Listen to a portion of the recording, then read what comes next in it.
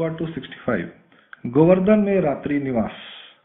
नासिक से प्रस्थान करने के उपरांत भगवान श्री चक्र स्वामी भक्तिजनों के साथ गोवर्धन नामक गांव में गए।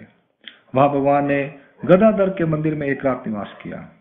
भगवान का यहाँ रहने का कोई विशेष हेतु नहीं था। भगवान ने इस स्थान को सामान्य रूप से संबंध दिया है।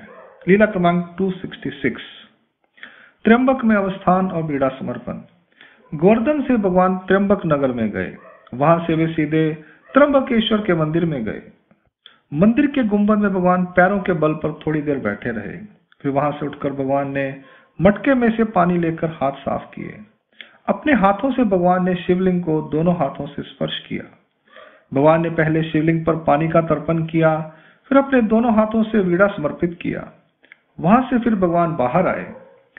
उस मंदिर के परकोट के अंदर वायव्य कोने में एक गुफा विद्यमान थी।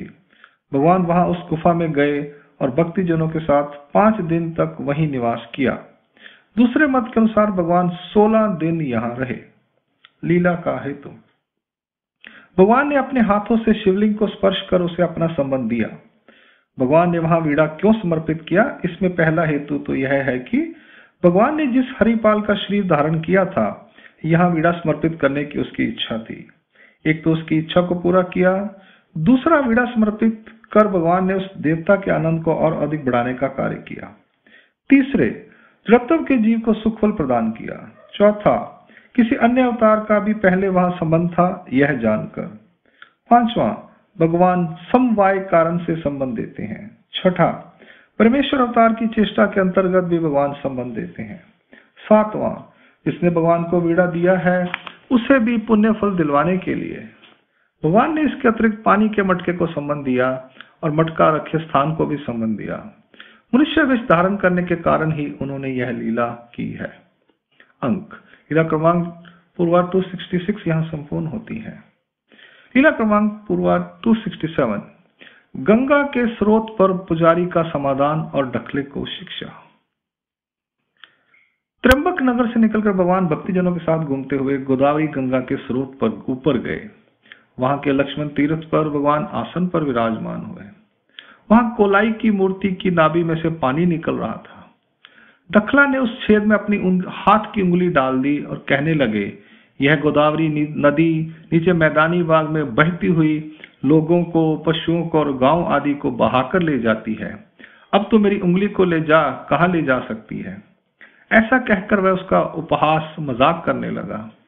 ऐसा करते देखकर भगवान ने उसे समझाते हुए कहा, बेटा डखले, इस प्रकार की चेष्टा करना कोई अच्छा काम नहीं है। इसके अतिरिक्त किसी भी देवता के विषय में अपने मुख से उपहास वाले शब्द नहीं निकालने चाहिए। इससे देवता को पीड़ा होती है। उससे शोभ हो जाए तो वह तुम्हें हानि भी पहुंचा सकती है। वहां पास में ही नीचे एक छोटी हौदी पानी से भरी हुई थी। डखले ने हाथों से छप छप करते हुए सारा पानी बाहर गिरा दिया।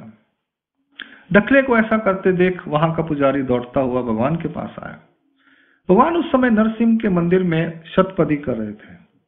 उसने भगवान के पास आकर शिकायत करते हुए कहा, भगवान, देखा आपने, वहां हौदी का सारा पानी डखले ने बाहर गिरा दिया है। जब यह हौदी भर जाती है तो इसके बदले में हमें कुछ मजदूरी मिलती है, कुछ पैसे मिलते हैं। तो भगवान ने सांत्वना भरे शब्दों में पूछा, हे पुजारी महोदय, आपको क्या मजदूरी मिलती है? तब पुजारी ने कहा, सोने का एक सिक्का मिलता है। तो भगवान ने बाईसा को संबोधित करते हुए कहा, माता, इन्हें एक दान दे दो। तब पास में खड़े डखले ने भगवान से कहा, भगवान, क्या ये लोग गौतम ऋषि के वारिस हैं या संबंधी हैं जो इन्हें पैसे दिए जाएं? तो भगवान के आदेश अनुसार बाईसा ने उस पुजारी को एक दाम अपने से दे दिया। फिर भगवान ने डखले को समझाते हुए कहा, किसी भी तीर्थ स्थान, देवता विग्रह और किसी चमत्कारी पुरुष का अंत नहीं देखना चाहिए अथवा उनका उपहास नहीं करना चाहिए। लीला का हेतु। डखले के अव्यवहारिक कार्य को देखकर भगवान ने उसे ऐसा कार्य न करने की शिक्षा दी और फिर पुजारी द्वारा आर्थिक हानि की दुहाई देने पर उसे अपनी ओर से एक सोने का सिक्का भी दिलवाया। गोदावरी गंगा को इस धरती पर गौतम ऋषि महादेव से लेकर आए और महेश की आज्ञा से वह इस धरती पर आई। इस विषय में भगवान से पूछा गया कि यह कहानी कैसी है। इस पर भगवान ने कहा, इस रास्ते से गोदावरी का पानी गया है, यह बात तो सत्य है।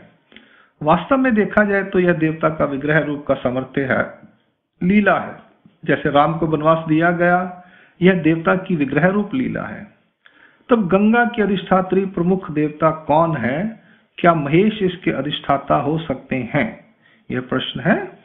यदि उन्हें मान लिया जाए तो जब मार्तंड अपनी अज्ञानता के कारण गोदावरी के आसपास शौच करने गए थे तो वहां पर वह स्त्री रूप में ही देवता ने प्रकट होकर उसे ऐसा ना करने से रोका था। भगवान ने कहा कि पार्वती ही गंगा की अधिष्ठात्री देवता है, तो फिर गंगा महेश की दूसरी पत्नी स्त्री कैसे हो सकती है? प्रश्न है ये। क्योंकि सृष्टि की रचना तक महेश और पार्वती का जोड़ा बना रहेगा ऐसा विधान है। इसके उत्तर में कहा गया है कि पार्वती के विग्रह के रूप में ही गंगा का दूसरा रूप हुआ है। देवता के सामर्थ्य से ही गंगा के उदर का प्रवाह बह रहा है। अंक लीला क्रमांक पूर्वा 267 यहाँ संपूर्ण होती है। दंड प्रणाम। जय श्री कृष्ण।